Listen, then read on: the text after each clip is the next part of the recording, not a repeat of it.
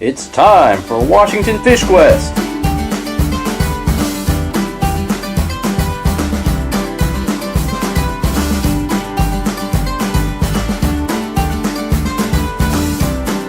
This episode's target species, Coho Salmon. Hey Washington Fish Questers, Blake here. I'm here in historic Column Bay / Sekiu, and this might be my favorite fishery. I look forward to it all year. It is the September Coho fishery, basically starting the last week of August through October. However, recently the season's been closing September 30th. Coho flood the strait, and they are active, hungry fish. And the reason I love this fishery so much is this is all you need to get them.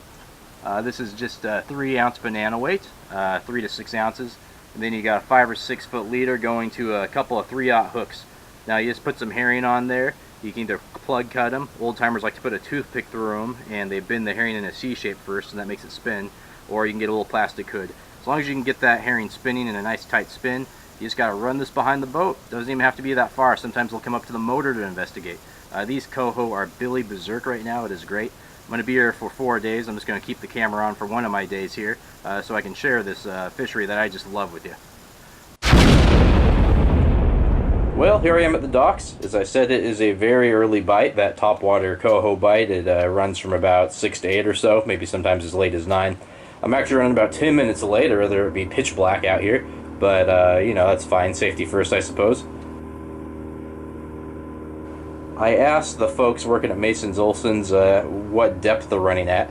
They said about 550, which might seem very deep, 550, but slip point goes down very, very fast, and that's where I'm going to be fishing off of. So basically, once you get to slip point, if you just go out a mile or maybe 2, you're out to 550, no problem. It's Labor Day weekend, the most packed weekend probably of the entire year for Sekiu. I tell you though, back when it used to be 2 coho, either wild or hatchery, it was so packed you could barely drive down the main drag. Now it's just 2 hatchery coho. Still pretty packed. I got a moorage spot, but just barely. Like I said, these coho are really aggressive, especially in the morning. So really the line out behind the boat doesn't matter too much. I put it out anywhere between 20 and 50 feet. Like I said, they'll actually come up to the motor as well. You'll catch some in the prop wash every now and again.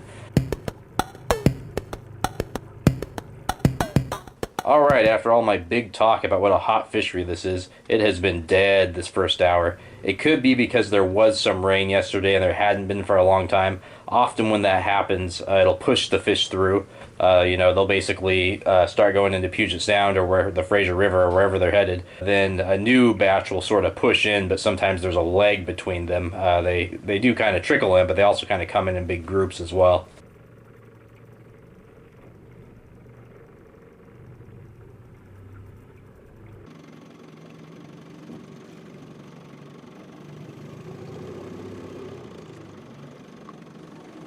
Hey, there's a fish.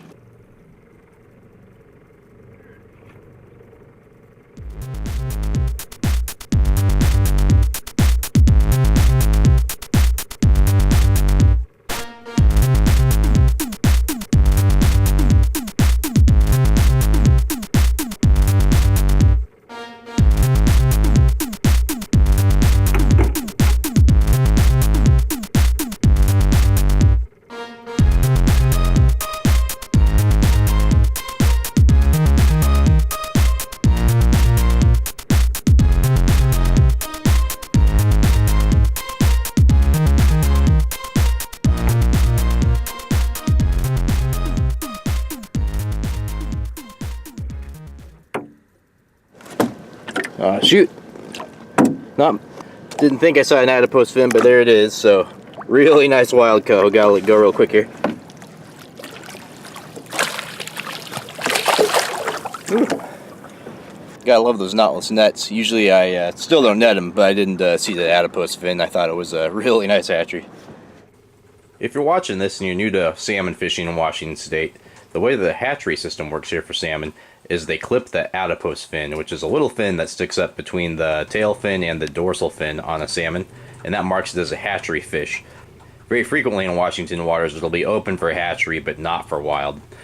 So what happened there is I did not see the adipose fin, and so I thought it was a keeper hatchery fish, but it had to be a wild fish that needs to be released.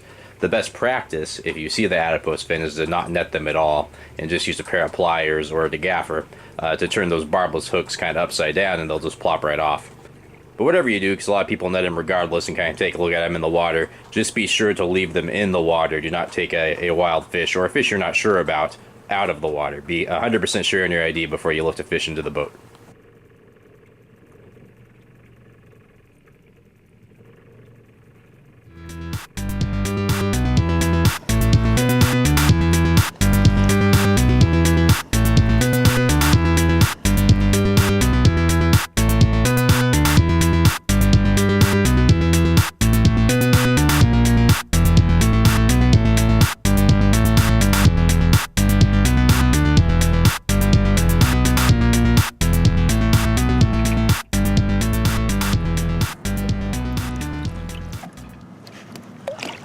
Whew.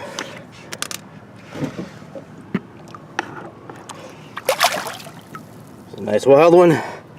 Whew.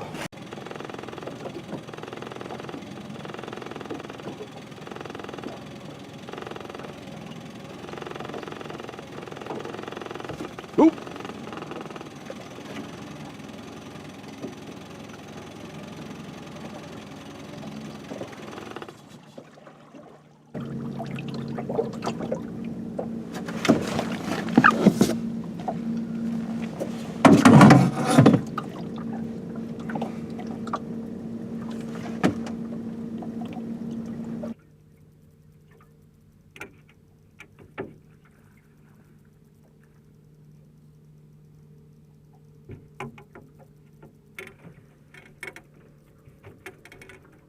Alright, I was thinking this one might have the adipose too, because it's a thick, healthy coho. Woo! It's a nice one. Caught one like this yesterday too. The coho out here are pretty big this year. Last year I caught 5 in 3 days, but I don't think any of them were quite this nice. I mean, all these fish are running, you know, 5 to 7 pounds, it seems like.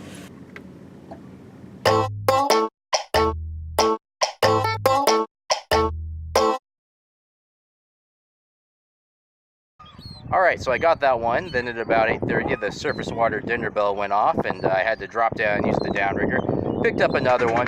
Wasn't as big as that first one. Nothing spectacular. 40 feet down on a green flasher and a plug cut herring. I'm here at the cleaning table. Just going to flay up my fish. As you can see there, I also stopped and got a limit of rockfish on my way in. I'm going to go see if maybe I can get a hammy photo at Mason's Olson's Resort. So there you go. I absolutely love this fishery. It's a total blast. You don't need fancy gear. Don't even need downriggers if you're out there from 6 a.m. to about 8:30 a.m. and they're right on the surface. And even if you don't have riggers after that, you could just use the deep 6. So great fishery. You're not limited by fancy equipment and that sort of thing. So give it a try sometime if the conditions are good. All right, thanks so much, and see you next time on Washington Fish Quest.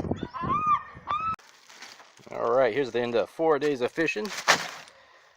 That cooler's about 2/3 full. Perfect amount of headspace there to put some ice in.